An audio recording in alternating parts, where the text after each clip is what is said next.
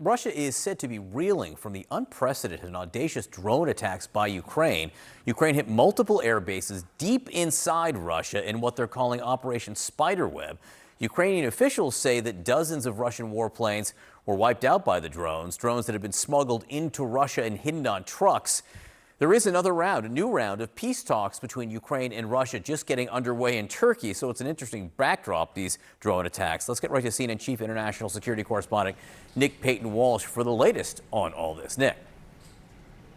Yeah, extraordinary how deep inside Russia this daring, sophisticated Ukrainian attack took place, hitting an airfield halfway across Russian Siberia at one point and up near the Arctic Circle too.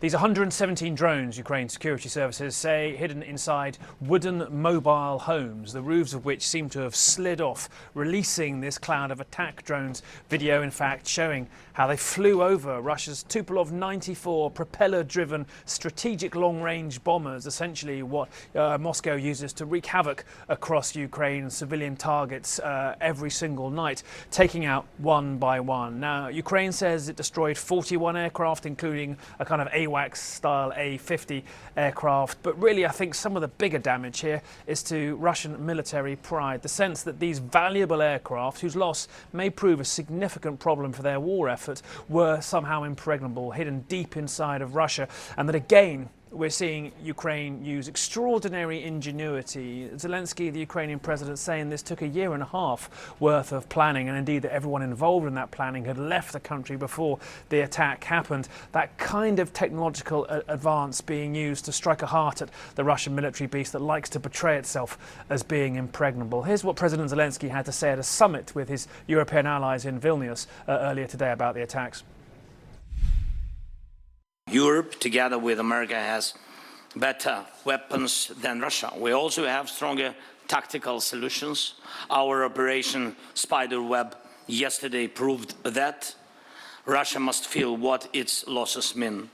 That is what will push it toward diplomacy. And when Russia takes losses in this war, it's obvious to everyone that Ukraine is the one holding the line, not just for itself, but for all of Europe.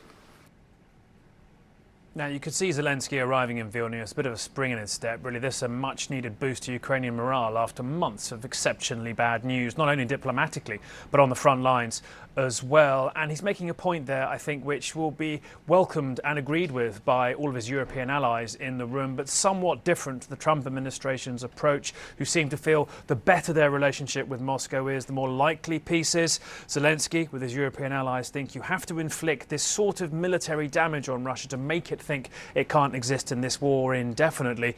We'll have to see, though, what these hugely embarrassing strikes do for Russian morale, Russian planning inside the Kremlin, and also, too, for its war effort, John. Yeah, it's an extraordinary operation. I guess one question is it repeatable? Could Ukraine do it again in short order if it wanted to?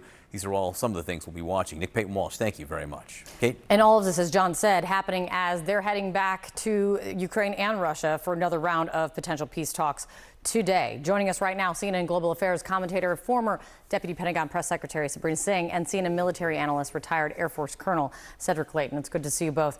Colonel, let's start with what's happening as we speak, which is talks are about to get underway in Istanbul between Ukraine and Russia.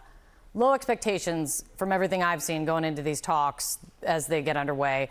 Do these unprecedented Ukraine attacks inside Russia, do you think, help, hurt, or have no impact on the direction that these talks are headed? Yeah, Kate, good morning. I think in some ways they will help the Ukrainian position because the Ukrainians have proven once again that they actually do hold some cards when it comes to this fight with Russia. And any other evidence to the contrary indicates that the Ukrainians have certain unconventional capabilities, and the Russians are definitely noticing those capabilities. The one thing that you have to consider, though, is that the Russians may see this as an excuse to mount counterattacks of their own, and that could very well stall out any peace talk efforts or ceasefire talk efforts at this particular juncture. Yeah, and Sabrina, I mean, the positions going into these talks, though they're supposed to be trading conditions, if you will, they really are quite well known. Ukraine wants a ceasefire first before moving to negotiate a broader peace deal. Russia seems uninterested in anything temporary in terms of a ceasefire and continues to say it wants to discuss the root causes of the war, which is their way of saying they want to discuss, the just mere existence of Ukraine as a sovereign state. Is this a show today? I mean, I don't want to be overly pessimistic or cynical here. Talking is always better than not. But what do you think? Well, I think that's right. I mean, having both sides come to the table and meet and to discuss this war and potentially discuss a close, that is a good thing. You want to see engagement. But I think what Ukraine showed overnight is the fact that they have this cheaper drone technology that was able to inflict incredible damages, probably in the millions to billions of dollars on Russia's long-term strategic weapons capability. And at the end of the day, Russia is at the table and going to have to think about how long they're willing to continue to send their soldiers into, what's becoming a meat grinder of this war, and basically where the lines are basically stagnant, while potentially a third of their military air force has been wiped out. So it is a good thing that these conversations are happening. Ukraine has showed time and time again that they're serious about negotiating an end to this war. But what remains an outstanding question is Putin really serious about that?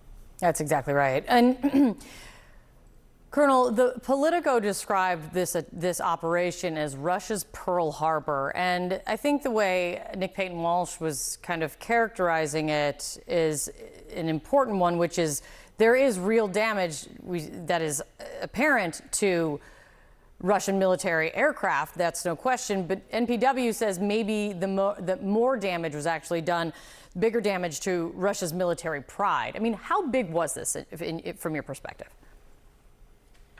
That was very big, Kate. And one of the things to keep in mind is that for each Tu-95 bomber, it has a capacity to carry 8 cruise missiles. So what the Ukrainians did was every single bomber that they were able to basically eliminate or damage in an irreparable way, that is something where they are basically securing their own airspace, their own civilian population. So what the Ukrainians did was incredibly ingenious, and it did impact Russian military pride. There are Russian social media posts where you see Russian soldiers basically saying, "Hey, we really screwed up here. We were not watching what could happen here." So the Russians are definitely on the back foot when it comes to this, and it's definitely showing in the types of activity that you see among Russian military bloggers, as well as the Russian media. So they're hoping for a major Russian response. Whether or not Russia can really mount that, because the cost equivalent, as Sabrina mentioned, is really quite something. This is basically asymmetric warfare at its finest, and this is what the Ukrainians have basically put on the table here. They can do this, even though they're the smaller country. They can inflict significant damage on the Russians, and that damage could potentially stop the Russian war effort if it continues. And Sabrina, you're getting at this, but the question then becomes, does any one operation as big as it is, does it hurt Russia, i.e. Putin, enough to have him rethinking his approach? Because at the same time, I have consistently heard lawmakers and those kind of in the space talking about how this bipartisan sanctions bill that's moving through the Senate, being spearheaded by Lindsey Graham and Senator Blumenthal, they see this maybe, a lot of people seeing this as really maybe the only way to get Putin to rethink anything. I mean, what do you think? I think Putin has made his decisions pretty clear. He wants to continue this war as long as possible. And, many of his people that serve in his government have also said the same thing. But it is really the cost. How much is this going to continue to cost men and women being expended on the battlefield? I mean, he's had to turn to the North Koreans for more bodies to literally put on the battlefield. So I think it's a calculation of how much more is this going to cost. And then looking at this, this spider web operation that the Ukrainians launched last night or over the weekend, how much damage is that going to inflict in the long term? I mean, these are aircraft that are not easily replaceable. They're Soviet-era aircraft that are incredibly costly to replace. And what the Ukrainians did was use these cheap, very effective drone technology to potentially wipe out a third of the fleet. So, today, as this administration is also getting briefed on what the Ukrainians did over the weekend, this is really an indication of where modern warfare is going, using this cheaper drone technology to take out what was is Europe's, one of their largest militaries, a third of their aircraft. I mean, that sends an incredible message, not just to Russia, but I think, European allies and to the United States as well about this capability that the Ukrainians have developed. Yeah, it's good to see you both. Thank you so much for coming on.